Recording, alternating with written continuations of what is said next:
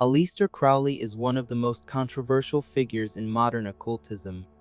While some call him the wickedest man in the world, others describe him as a genius. So, what is the truth behind this complex figure?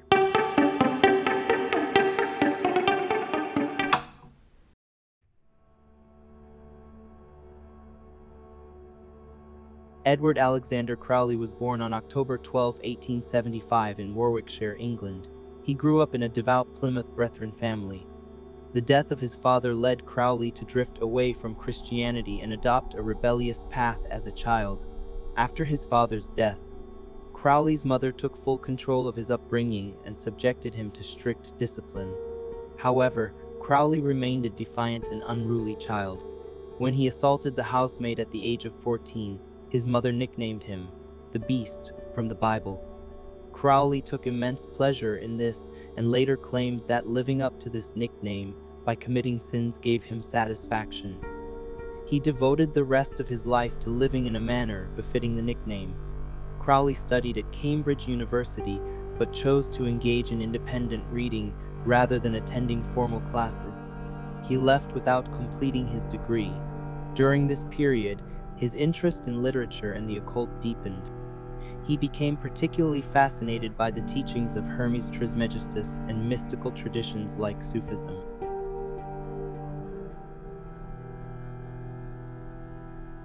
In 1898, Crowley joined the Hermetic Order of the Golden Dawn, where he delved into mystical knowledge.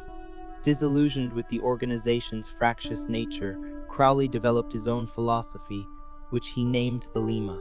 Despite being raised in an extremely religious family, Crowley rejected Christianity in his youth. Later, he created and adapted the religion of the Lema to suit himself. The sacred text of the Lema is the Book of the Law, authored by Crowley himself. This book, which includes references to black magic, covers topics ranging from the creation of the universe to the essence of humanity. Its motto is presented as, "Do what you will shall be the whole of the law." Crowley declared himself a prophet and succeeded in gathering followers around him. "I do not hate Jesus and God, I only hate the people's Jesus and God."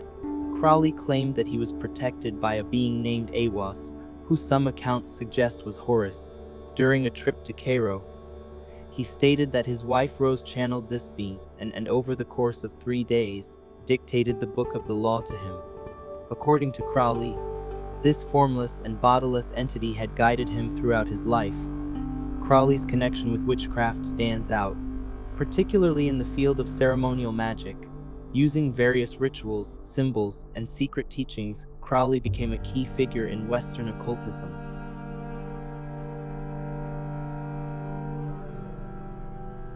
Crowley differentiated the word magic as magic. This distinction refers not only to effects on the physical world, but also to transformations in the individual's spiritual realm.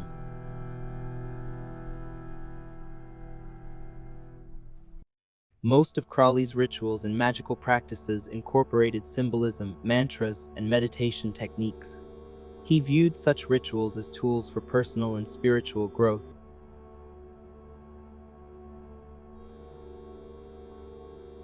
After being expelled from the Hermetic Order of the Golden Dawn due to his bisexuality and inflated ego, Crowley revealed all the organization's secrets in a 7-issue magazine series. This led to a bitter, black magic war with MacGregor Mathers. The ensuing factionalism caused many members to leave the organization, leading to its collapse. Crowley is also said to have been a 33rd degree Freemason.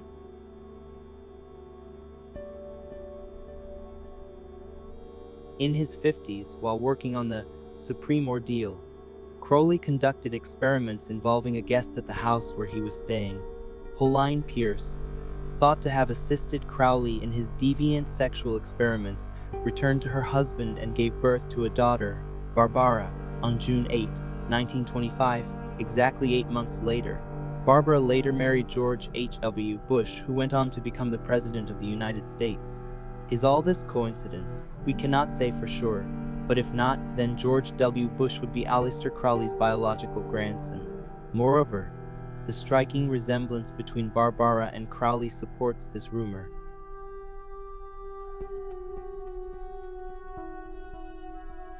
Crowley is an important figure who brought Western occultism into modern times.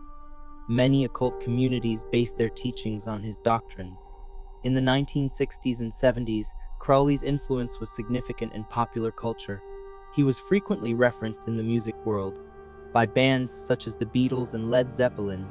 Crowley's lifestyle clashed with traditional societal values, leading to much criticism and controversy. His ideas of sexual freedom, drug use, and ritual practices were condemned by some. Today, Crowley's ideas continue to be followed by many occultist, mystical, and esoteric communities. Studies on thelema and magic have had a significant impact on modern occultism and personal development. Aleister Crowley's life and teachings leave behind a legacy that is both inspiring and controversial. They appeal to a broad audience, ranging from those delving deep into the occult to those intrigued by his influence on popular culture.